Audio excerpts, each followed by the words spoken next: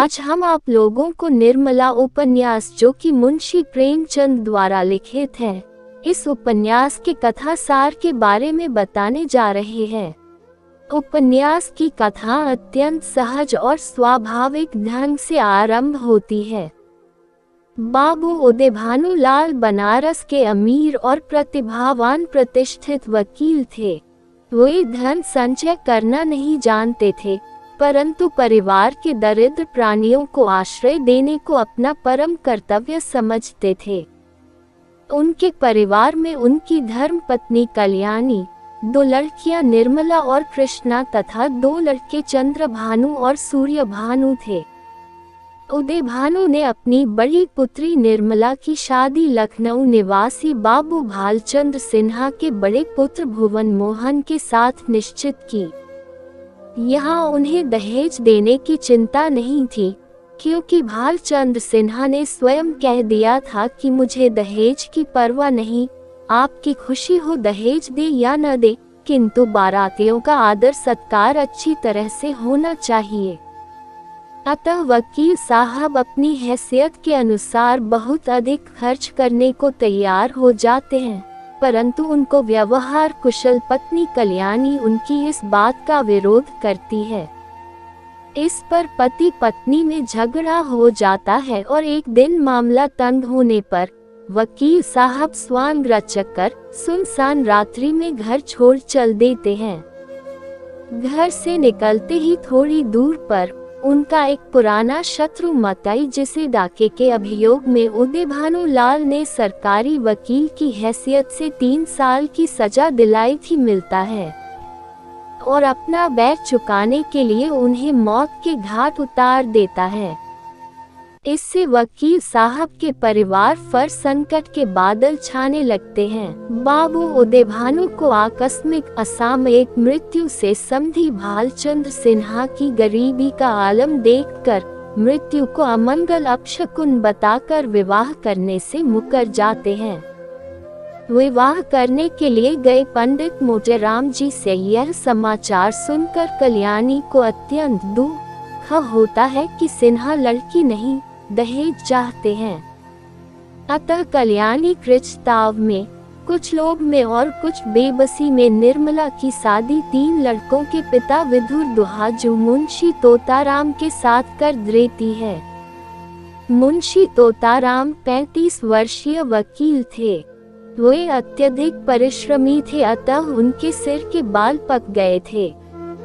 उनको श्याम स्थल देह में तोंद निकली हुई थी और वे मंदाग्नि तथा बक्सिर के शियायती व्यक्ति थे। उनके परिवार में उनके 3 लड़के मनसाराम, जियाराम और सियाराम थे, जिनकी आयु क्रमशः 16 वर्ष और 7 साल की थी। इनके अतिरिक्त उनकी विधवा बहन रुविमिनी भी थी। शादी के पश्चात निर्मला पति के घर आती है।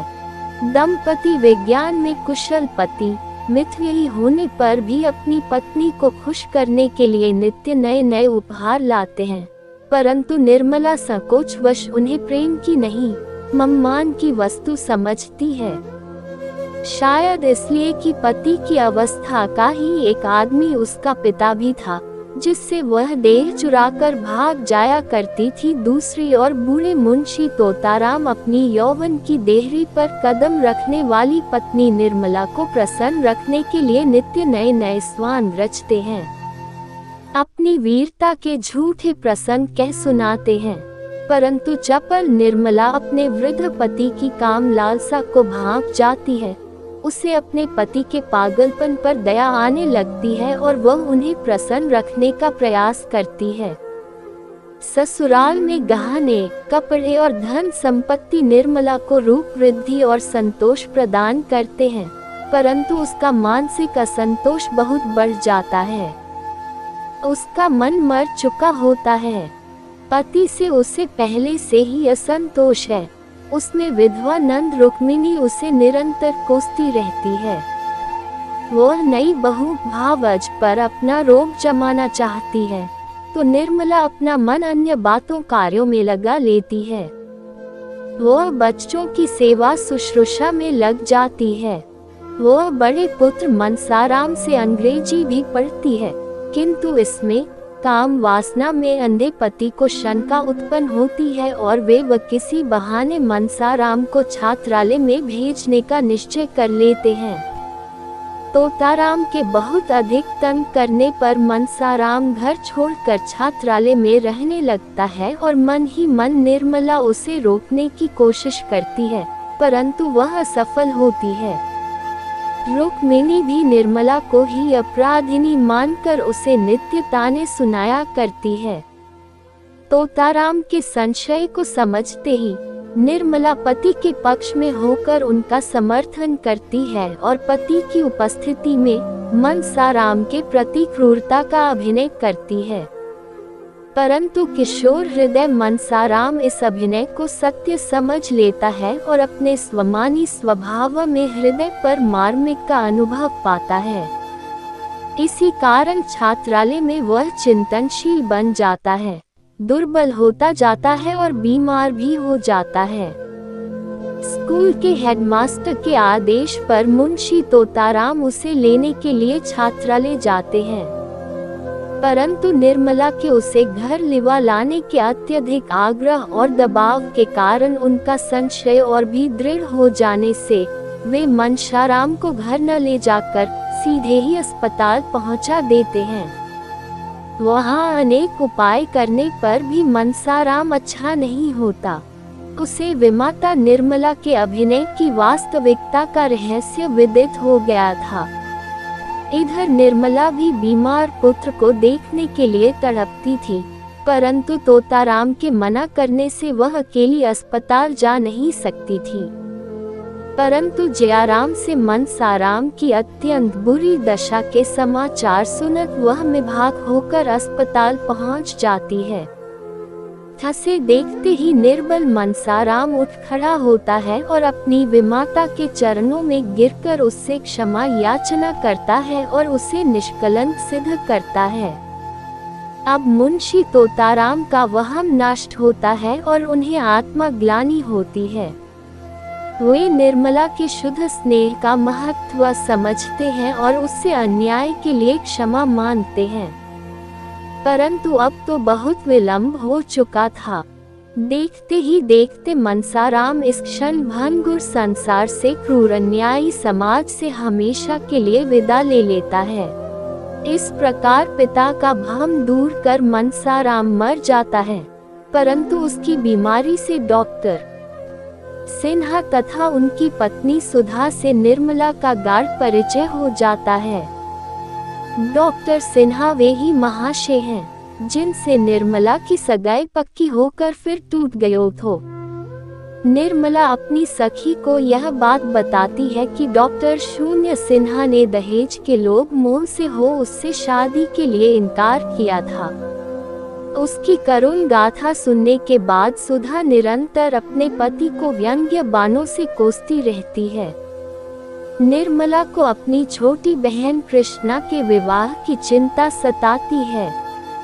ईश्वर डॉक्टर सिन्हा भी अपनी भूल का प्रायश्चित करते हैं। सुधा के द्वारा वेलिता कच्छ दहेज के कृष्णा का विवाह अपने छोटे भाई के साथ तय करते हैं। सधा गुप्त रूप से निर्मला को माता कल्याणों को 500 रुपये भेजकर जो उपकार करती है। इधर मुंशी तोताराम पुत्र वियोग से उदास रहते हैं। अब वे कचहरी का काम भी ठीक तरह से नहीं कर पाते, परिणामतः आमदनी भी कम हो जाती है। उन्हें रुक के कर्ज लेने पड़ते हैं।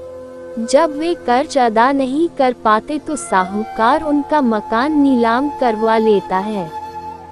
इसी बीच निर्मला एक पुत्री आशा को जन्म देती है, जिसमें तोताराम अपने खोए हुए पुत्र मनसाराम को पाते हैं। परंतु क्या तिनके का सहारा पाकर कोई तट पर पहुंच सकता है। कृष्णा की शादी के अवसर पर निर्मला मैके जाती है। वहां उसे मालूम होता है कि डॉक्टर सिन्हा ही कृष्णा के ज्येष्ठ हैं, तो वह आश्चर्यचकित हो जाती है। अब सुधा से उसकी मित्रता और भी घनिष्ठ हो जाती है। बहुत समय बीतने पर भी निर्मला मैके से ससुराल नहीं लौटती तो सुधा उसे लेने के लिए आती है। वहाँ उसका पुत्र सोहन ज्वर में फंस जाता है और असमय ही उसकी मृत्यु हो जाती है। तार देने पर डॉक्टर सिन्हा वहाँ पहुँच जाते हैं। वे सुधा को सांत्वना देते हैं और उसे तथा निर्मला को लेकर वापस लौट जाते हैं। इधर मुंशी तोताराम की स्थिति अत्यंत दयनीय हो जाती है। उनका मनझला पुत्र जियाराम बुरी संगति में फंसकर उद्दंड हो जाता है। वह इतना उच्छृंखल और धृष्ट है कि अपने वृद्ध पिता को भी ताने सुनाता है। एक रात को वह निर्मला के कमरे में चुपचाप घुसकर उसके गहनों का संदूक उठाकर भाग जाता है। निर्मला उसे देख भी लेती है परंतु मुंशी जी को कुछ नहीं बताती। चोरी की बात सुनकर मुंशी तोताराम पुलिस में इत्तला कर देते हैं।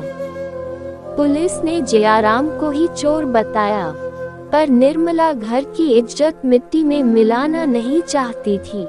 अतः उसने पुलिस को थोड़ी बहुत रिश्वत देकर मामला शांत करने की कोशिश की, परंतु जयाराम डर के मारे आत्महत्या कर लेता है। जयाराम की आत्महत्या से तोताराम के दिल पर गहरी चोट पहुंचती है। इतना ही नहीं, निर्मला भी बिल्कुल हृदयहीन हो जाती है। पुत्र शोक में वकील साहब का किसी भी काम में दिल नहीं लगता। अतः निर्मला पैसे बचाने के हेतु अबोध बालक सियाराम से बाजार से सौदा खरीद मंगवाती है। बार बार के बाजार के चक्कर से तथा नित्य ही विमाता से ताड़ना पाकर सियाराम तंग आ जाता है। इतने में एक बार बनिए की दुकान पर एक साधु से उसकी भेंट हो जाती है। मात्र विहीन सियाराम पर साधु की बात का गहरा असर पड़ता है। परिणामतः एक दिन वह भी घर छोड़कर साधु महात्मा के साथ भाग जाता है। तलाश करने पर भी सियाराम नहीं मिलता तो वृद्ध पिता मुंशी तोताराम स्वयं पुत्र की खोज में निकल पड़ते हैं। इस प्रकार लगातार संकट बाधाएं उपस्थित होने पर निर्मला थक जाती है, हार जाती है और शांति लाभ के लिए सुधा के घर जाती है। परंतु दुर्भाग्य वहाँ भी उसका पीछा नहीं छोड़ता। सुधा की अनुपस्थिति में डॉक्टर सिन्हा निर्मला की ओर तीव्रता से बुरी नीयत से आकृष्ट होते हैं और एकांत पाकर उससे छेड़छाड़ करते हैं, परंतु वह भाग जाती है। रास्ते में ही उसे सुधा मिल जाती है। वह कुछ संकेत कर देती है जिससे सुधा सारी बात समझ जाती है। वह अपने पति की चारित्र्यहीनता की भर्त्सना करती है, उन्हें भली बुरी बातें सुनाती है। परिणामतः अपने दुष्कर्मों से लज्जित होकर आत्मग्लानि में डॉक्टर सिन्हा विष खाकर आत्महत्या कर लेते हैं। उनकी मृत्यु के पश्चात सुधा अपने देवर के साथ घर चली जाती है। दूसरी ओर अब भी संकट के बादल छाए रहने पर निर्मला व्याकुल चिंतातुर रहती है और बीमार हो जाती है। अपने को अंत निकट देखकर छोटी बच्ची आशा, जो संपूर्ण विपत कथा की वृहद आलोचना है, को अपनी नंद रुक्मिणी के हाथों सौंपकर वह क्रूर समाज से सदैव के लिए विदा ले लेती है। मोहल्ले के लोग एकत्रित होते हैं। निर्मला की मृतदेह बाहर निकाली जाती है। शमशान यात्री चिंतामग्न है कि लाश को अग्नि दाह कौन देगा। इतने में एक बच्ची आशा बुढ़ा पथिक मुंशी तोताराम उपस्थित हो जाता है और दाह संस्कार पूरा करता है। इस कहानी के माध्यम से हमने जाना निर्मला उपन्यास के कथा सार के बारे में, जो कि मुंशी प्रेमचंद द्वारा लिखित हैं। उम्मीद करती हूँ कि आपको हमारा यह कहानी पसंद आया होगा। कहानी अच्छा लगा हो तो इसे अपने दोस्तों के साथ शेयर करना न भूलें। किसी भी तरह का प्रश्न हो तो आप हमसे कमेंट बॉक्स में पूछ सकते हैं। साथ ही हमारे चैनल को सब्सक्राइब करें जिससे आपको हमारे हर नए कहानी की नोटिफिकेशन मिलते रहे।